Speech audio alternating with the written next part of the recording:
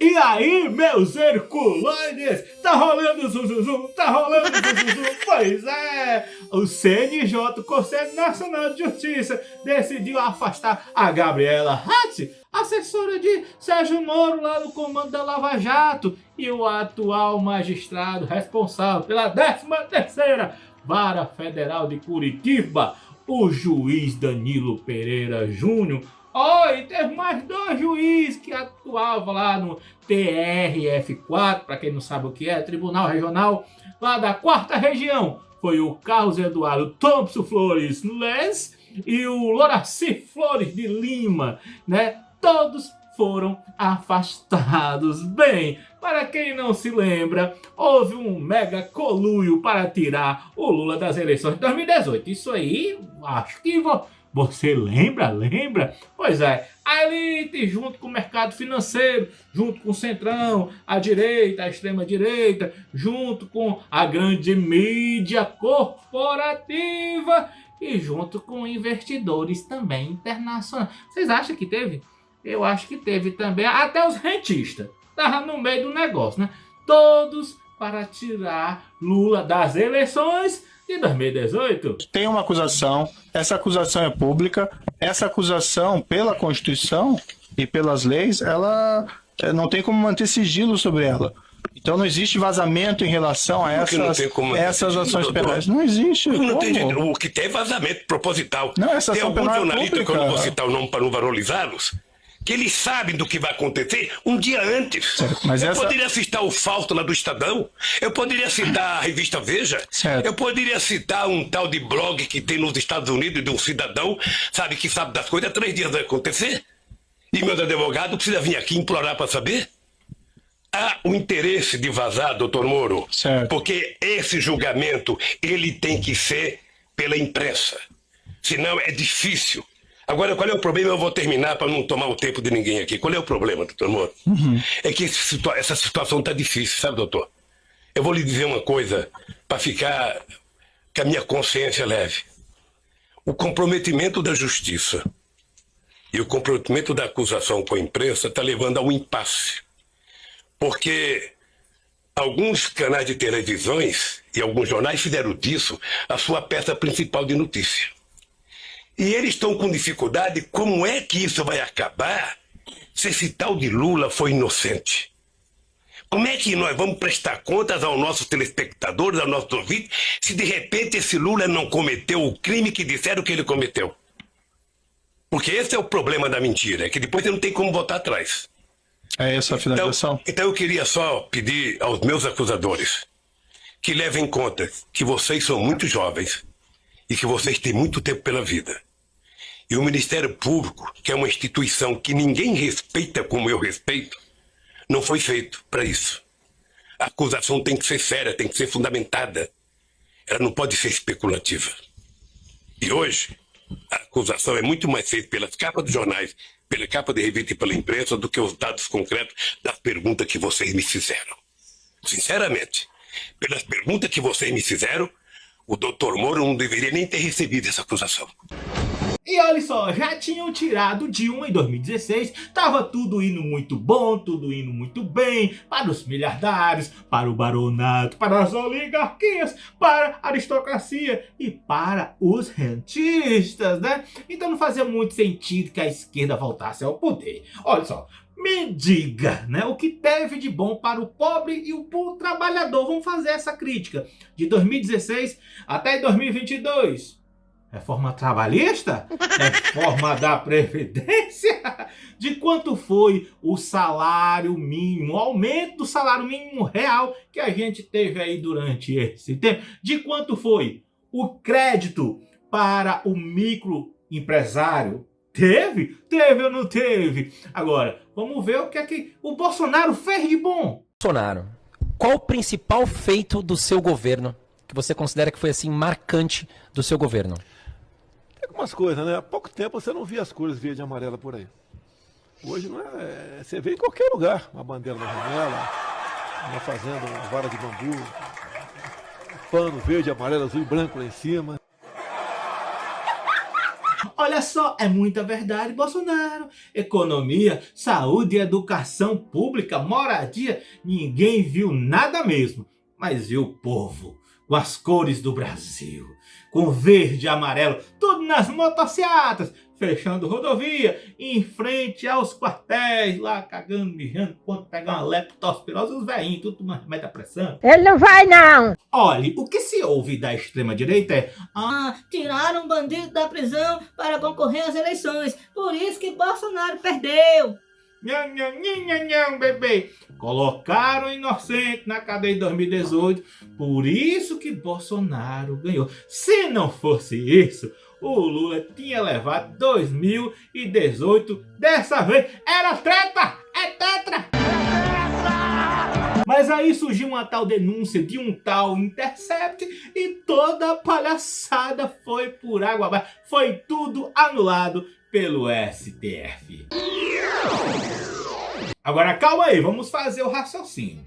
Depois de ter sido preso em 7 de abril de 2018, em novembro, Lula deixa pela primeira vez a cela especial que ocupava lá na sede da Polícia Federal para se deslocar sob forte escolta até o gabinete dessa Gabriela Hatziel para responder aos processos onde ele estava sendo acusado de corrupção passiva, lavagem de dinheiro, por supostamente ter sido contemplado pelas empreiteiras OAS e a Odebrecht, e também pelo amigo pecuarista o José Carlos, o Bulay, com um valor de R$1 milhão para as obras da reforma de melhoria do sítio lá de Santa Bárbara, no município de Atibaia. A gente sabe quem que foi achado em Atibaia, na casa em Atibaia. Queiroz, cadê você, Queiroz? Nunca mais trouxe dinheiro pra nós.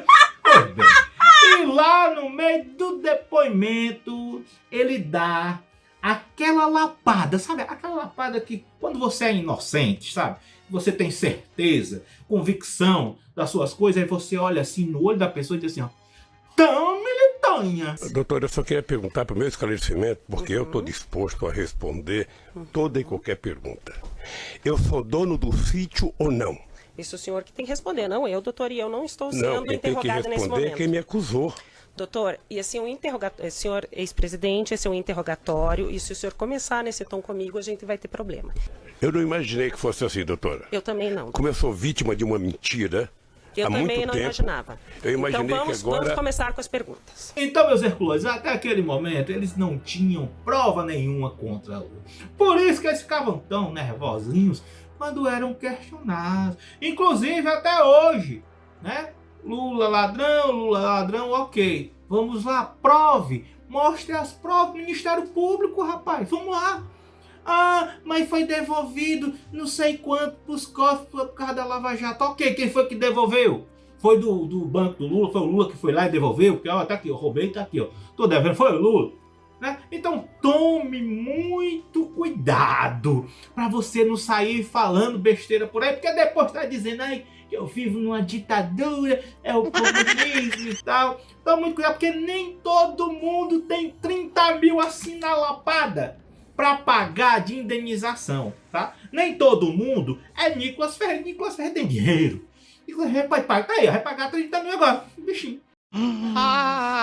Tadinha. Tadinha, que barra. Tá bom, mas voltando aqui pro caso da juíza Gabriela Hatziel, depois dessa discussão com Lula, a Michelle Bolsonaro chegou a usar blusa, com referência, né, à frase da juíza, a nova heroína de Curitiba, né? Veja aí a Michelle descendo do seu iate, né? Porque é assim, para iates, para jet ski, né? A gente tira até os impostos. Pois é, e na blusa dela, tá assim, ó, se começar com esse tom comigo, a gente vai ter um problema. Ei, meu amiguinho que você tá aqui pela primeira vez, se você gosta desse tipo de conteúdo, então você já curte, já compartilha, tá?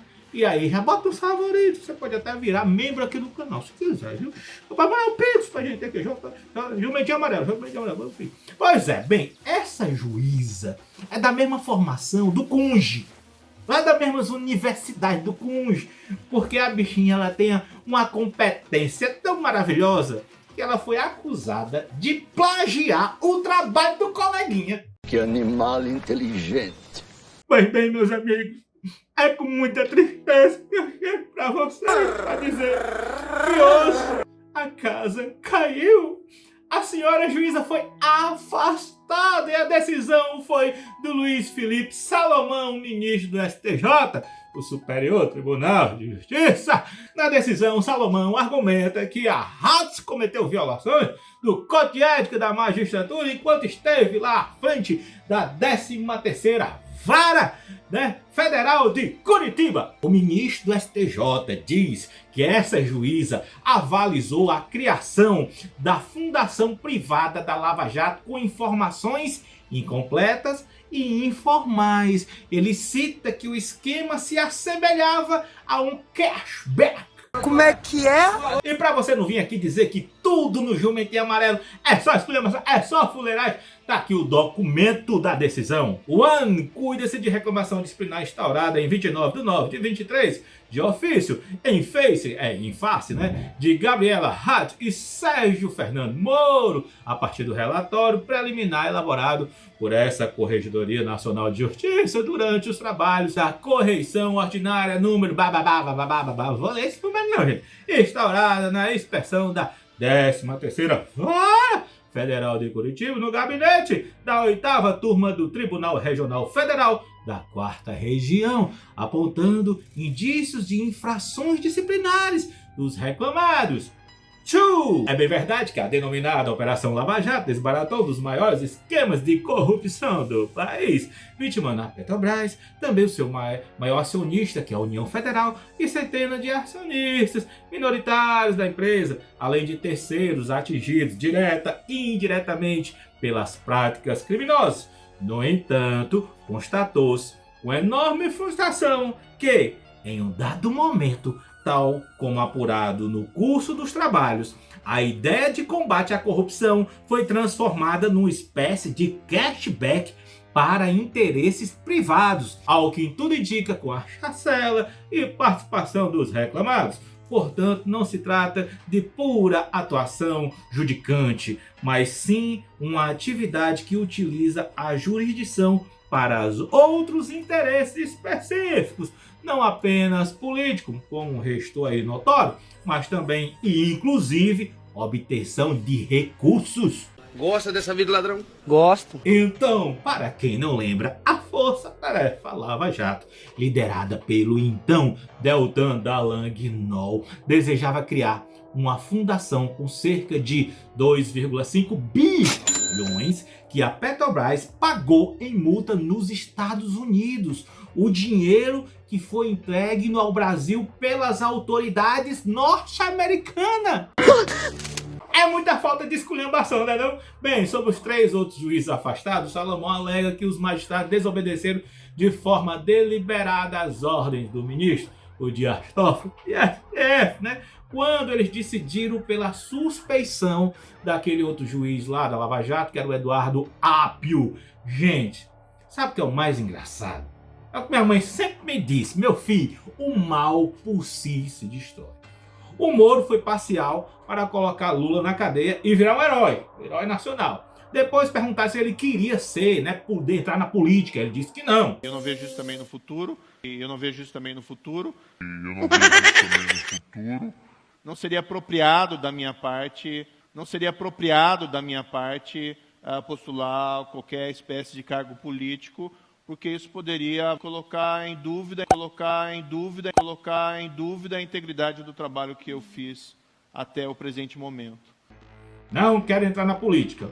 Depois ele deixa de ser juiz federal para virar ministro da Justiça de Bolsonaro, com o sonho de se tornar um ministro da STF. É nesse momento que ele mostra para todo mundo, quem tinha dúvida, ele mostra para todo mundo o tipo de juiz que ele fora. Vai estar nos livros de história como um juiz que se corrompeu, como um juiz ladrão. Aí ele se desentende com o Bolsonaro, cai fora do Ministério da Justiça, pensando ali que estava perto do barco afundar, que tinha muita coisa ali, que ele viu, rapaz, aqui eu vou me lascar. Ele sai com a mão na frente, outra atrás, que ele já tinha deixado de ser juiz federal. Aí ele se candidata, coisa que ele disse que nunca ia entrar, pra política, se candidata para presidente, no meio de enrolada ali, querendo as enroladas, aí ele passa depois para senador. E agora quase foi caçado, só não foi caçado porque eu acho que olharam assim, rapaz, vamos deixar ele, porque as outras opções de Curitiba, menino...